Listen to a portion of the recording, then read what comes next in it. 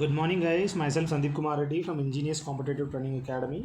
ఈరోజు నేను మీకు Indian Army examination nursing assistant paper సంబంధించి ఎగ్జామినేషన్ పేపర్ 12 అనేది చెప్పబోతున్నాను.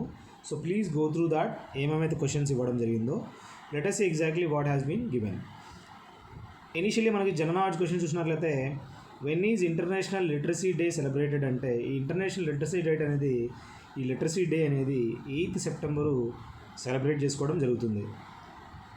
Which committee recommended taxation on agricultural wealth and income. ఈ అగ్రికల్చరల్ వెల్త్ అండ్ ఇన్కమ్ సంబంధించి ఏ కమిటీ ఈ విధంగా చేయడం జరిగిందంటే కేఎస్ రాజ్ కమిటీ అనేది ఈ విధంగా ఫార్ములేట్ చేయడం జరిగిందనమాట. సో ఈ కమిటీ మాత్రము టాక్సేషను ఈ అగ్రికల్చరల్ మీద వీటి మీద ఫోకస్ చేయడం జరిగిందనమాట. సో ఆ కమిటీ పేరంటే కేఎస్ రాజ్ కమిటీ అనమాట.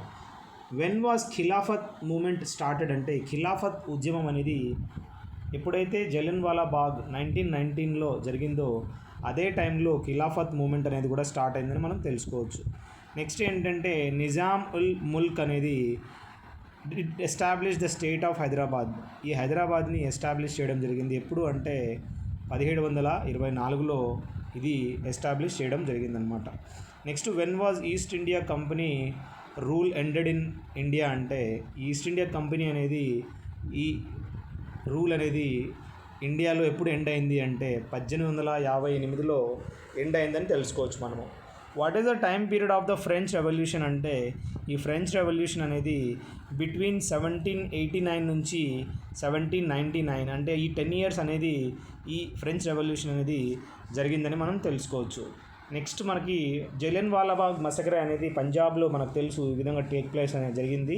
సో ఇది 13 ఏప్రిల్ 1919లో జనరల్ డయర్ అనే అతను ఈ విధంగా అందరినీ సోల్జర్స్ని తీసుకెళ్ళి అక్కడ ఎవరైతే అక్కడ గ్యాదర్ అయ్యారో వాళ్ళందరినీ చంపడం జరిగిందనమాట. When Godse did assassinated Gandhi అంటే గాంధీని నాథూరామ్ గాడ్సే అనే అతను 30 జనవరి 1948 అంటే మనకి ఇండిపెండెన్స్ వచ్చిన నెక్స్ట్ రిపబ్లిక్ డే తర్వాత 30th జనవరి ఈ విధంగా గాంధీని చంపాడు. అప్పుడు లాస్ట్ వర్డ్ ఏంద్రా అంటే గాడ్సే ఈ గాంధీజీకి అది హే రామ్ అని చెప్పుకోవచ్చు అనమాట. When was first atomic bomb dropped on Hiroshima అంటే హీరోషిమా పైన అటామిక్ బాంబ్ అనేది డ్రాప్ చేశారు కదా, అది ఎప్పుడు డ్రాప్ చేశారు అంటే అది 1945లో డ్రాప్ చేయడం జరిగిందనమాట. Which continent is known as bird continent అంటే పక్షులు ఉండే కాంటినెంట్ని సౌత్ అమెరికా అని అంటారు.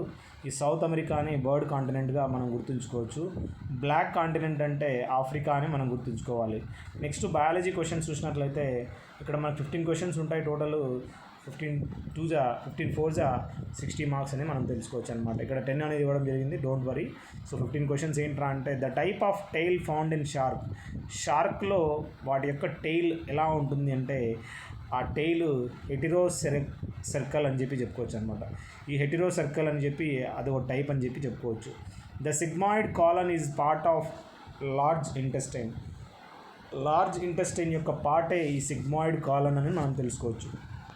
The process through which excess of light energy is dissipated in photosynthesis is అంటే ఈ విధంగా ఏ ప్రాసెస్ త్రూ ఈ విధంగా ఎక్సెస్ ఆఫ్ లైట్ అనేది ఈ ఎనర్జీ అనేది ట్రాన్స్ఫర్ చేయొచ్చు అంటే ఫోటోసింథసిస్ ద్వారా అంటే క్వెంచింగ్ అని చెప్పుకోవచ్చు అనమాట. ఈ క్వెంచింగ్ ప్రాసెస్ త్రూ మనం చూసినట్లయితే లైట్ ఎనర్జీ అనేది ఈ విధంగా డిసిపేట్ అవుతుందని చెప్పి చెప్పుకోవచ్చు అనమాట ఫోటోసింథసిస్లో.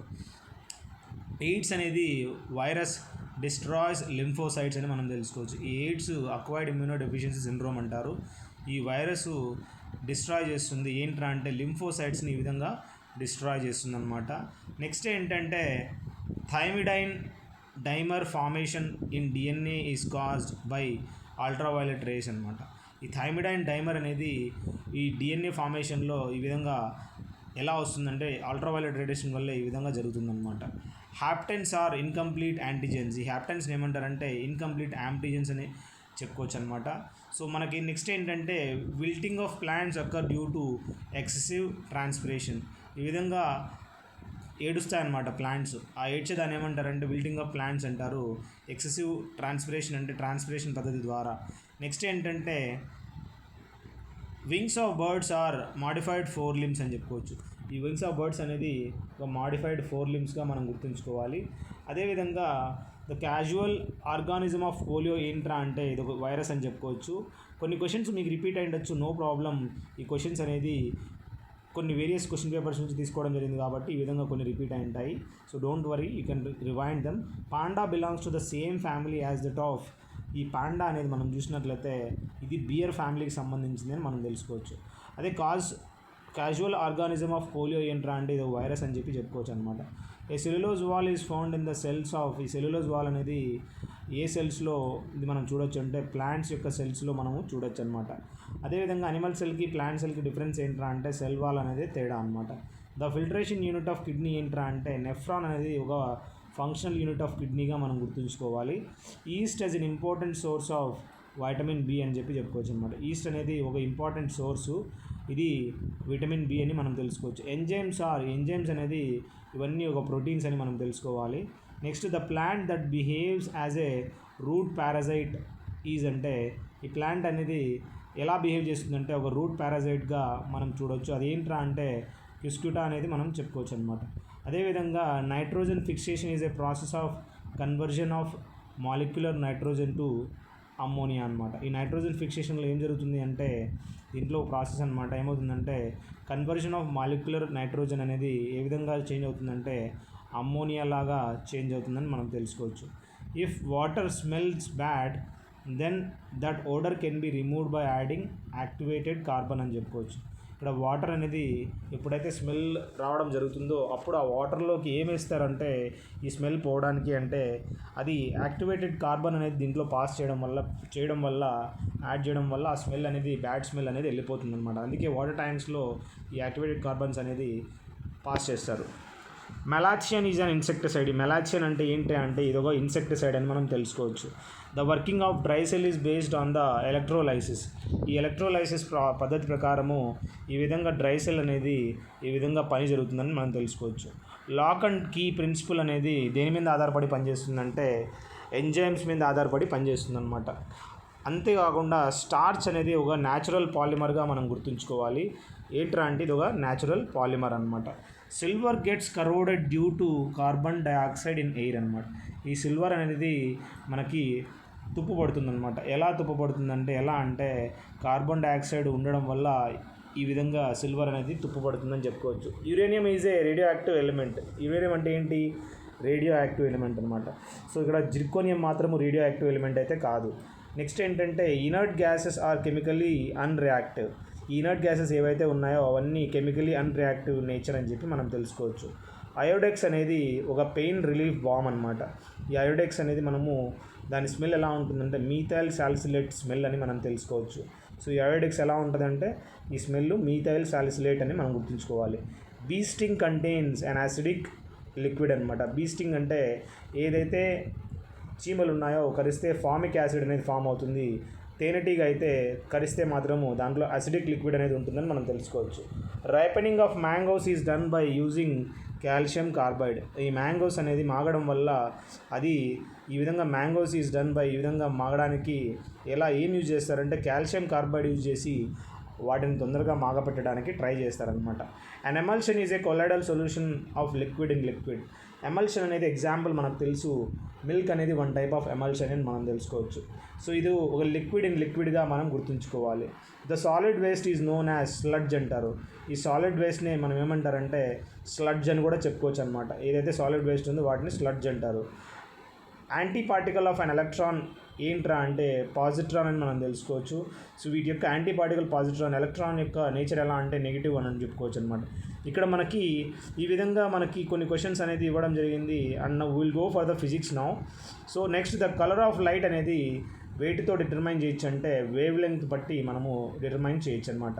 The angle between the magnetic axis and geographical axis ఏంట్రా అంటే 18 డిగ్రీలు అనమాట. ఇది ఒక యాంగిల్ జియోగ్రఫికల్ మరియు మ్యాగ్నెటిక్ యాక్సిస్ యొక్క మధ్యలో ఈ యాంగిల్ ఎంతరా అంటే 18 డిగ్రీస్ అనమాట. Air bubble in water behaves like A diverging lens. Air bubble అనేది ఈ విధంగా వాటర్లో ఉంటుంది కదా, ఏ విధంగా బిహేవ్ చేస్తుందంటే అది ఒక డైవర్జింగ్ లెన్స్గా బిహేవ్ చేస్తుంది అనమాట. ఒక క్యాలరీ అనేది ఎంతకు ఈక్వలెంట్ అంటే 4.18 జౌల్స్కి ఈక్వలెంట్ అని మనం తెలుసుకోవచ్చు. ద బ్రిలియన్స్ ఆఫ్ డైమండ్ ఎందుకు ఉంటుందంటే ఈ విధంగా డైమండ్ మెరుస్తూ టోటల్ ఇంటర్నల్ రిఫ్లెక్షన్ వల్ల TIR అంటారనమాట. వాటి వల్ల ఈ విధంగా ఆ డైమండ్ అనేది రిఫ్లెక్ట్ అవుతుందన్నమాట. Next A can complete work in 6 days, B in 5 days. They work together finish the job and receive ₹220 అనమాట.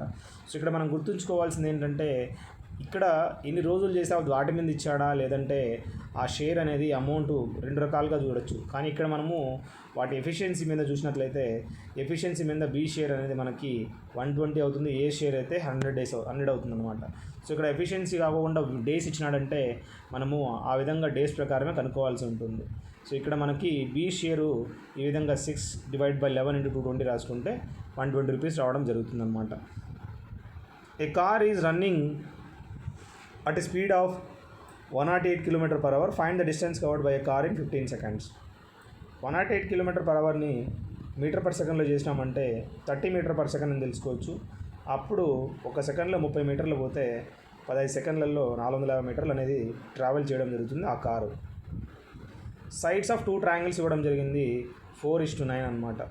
వాటి యొక్క ఏరియాస్ ఏ విధంగా చేంజ్ అవుతాయంటే ఈ విధంగా √3/4 × A² అనుకుంటే వాటి యొక్క సైడ్స్ ఈక్విలేటరల్ ట్రయాంగిల్ అనుకుంటే ఈజీగా మనము వాటి యొక్క రేషియో అనేది ఈ విధంగా ఏరియా అనేది 16:81 అని మనం తెలుసుకోవచ్చు.